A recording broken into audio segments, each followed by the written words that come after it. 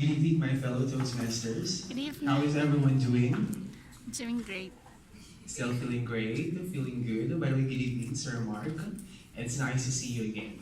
So I'm here tonight to give my evaluation on AJ's speech. By the way, if you wouldn't mind, can you please come over here so that you can see me and so that I can see you clearly as well.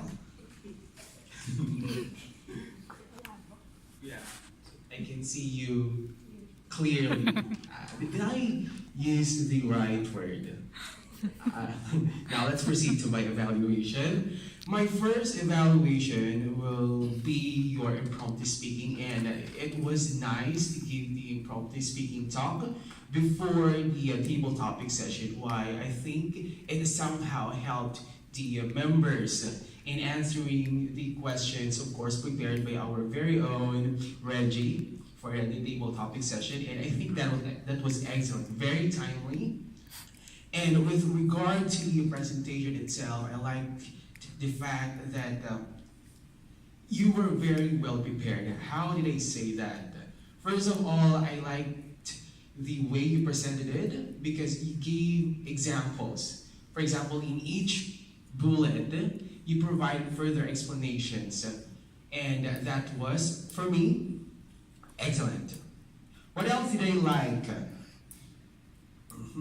I liked the way you explained things, again, by providing examples, and I think that was one of the key takeaways during your presentation.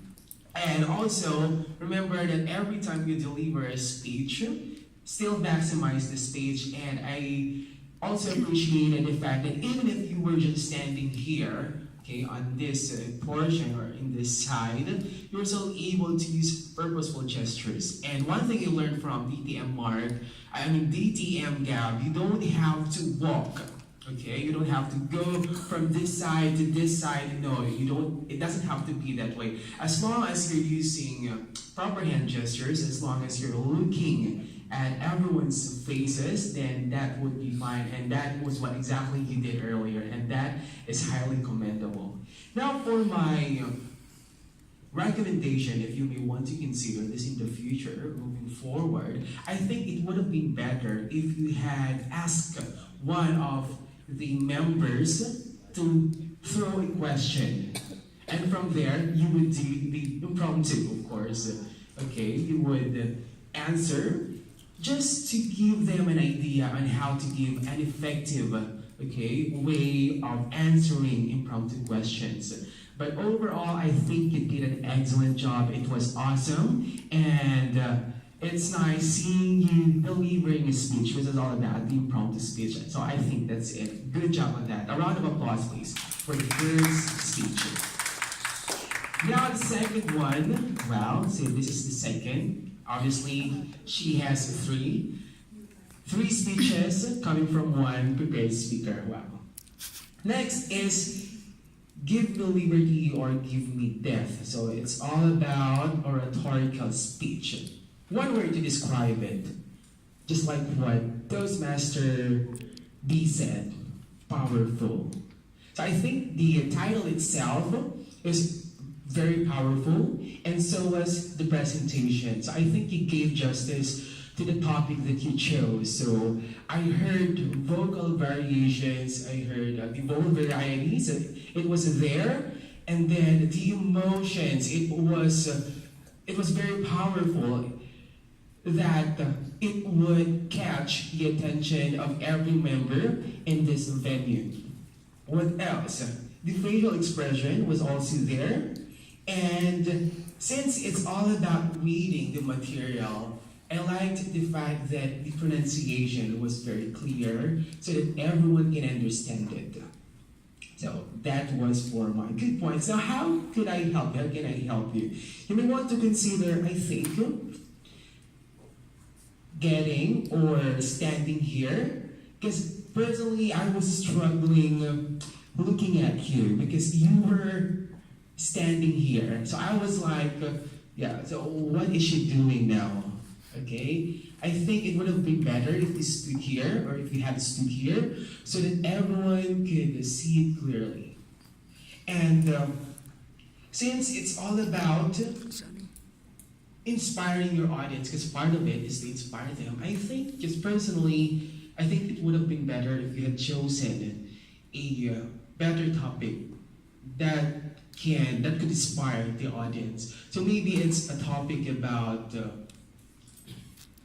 preserving our nature, okay, the war against drugs, something that is very relatable, okay, because I think the topic you chose was so deep that maybe not everyone may have an interest, okay, in the topic that you chose. So maybe a topic that is simpler, topic that everyone can easily relate to.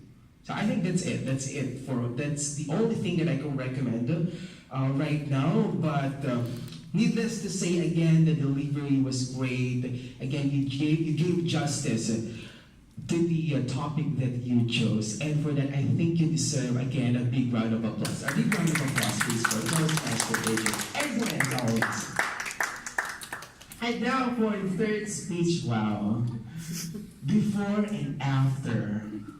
Okay, and there's only one goal of this speech, which is to entertain the audience. Now, I'd like to hear it from you. My dear Toastmasters, were you entertained?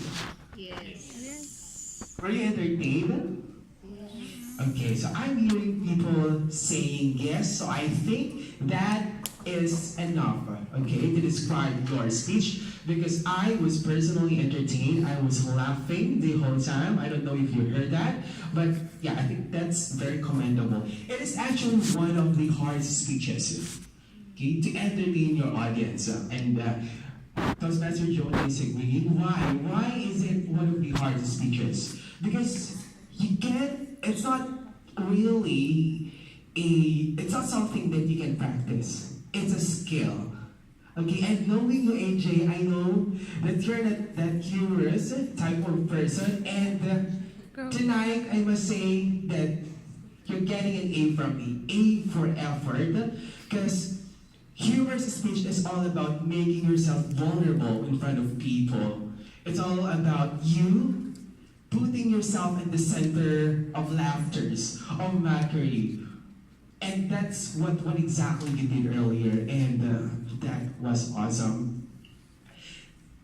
With regard to the organization, I also like the part that you started with a very strong way of catching the attention by saying the girl boy, bakla tomboy, and then you ended up saying you're a tomboy, one of the boys.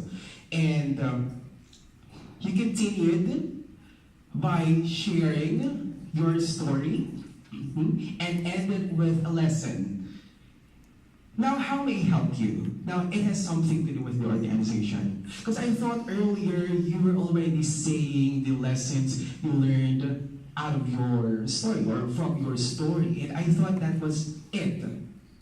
And then another story, okay, was shared again by you. So I thought the story was just all about your college days when you chose to be just one of the boys. And then another story popped out, which somehow confused me. So which story is she really sharing? Was it the days that she considered herself as one of the boys, or was it her experience when she joined? I think she joined the MDPS, or was it the story? Or maybe the experience she had while she was riding on a bus. So yeah, there were so many stories that at some point it made me confused. I don't know if you guys felt the same, but I think it would have been better if you just shared one story and from there added some lessons at the end of your speech to make it more powerful. Again, let's go back to the second speech, okay? The traditional way of Toastmaster education, where they under the competent communication manual, organizing your speech. Again, you don't want to confuse your audience, and make sure that your story is easy to follow. Overall, the delivery was again powerful, and it's nice seeing the different side of AJ. And I'm telling you that that is the humorous, the never before seen AJ. And because of that, everyone, would it be okay? Can you please give AJ not just a round of applause, but a standing ovation? And she did 3 speeches tonight. Yeah, 3 speeches, okay, in one session, and that's not easy. Okay, so you're welcome. Thank you very much. And that just really shows how you care for this club. And you know that right now, just so you know, we're trying to catch up with our goals to be to get the President's Distinguished Award. And I know we can, okay, before the term ends. And I wouldn't prolong this. Back to you, Toastmaster P.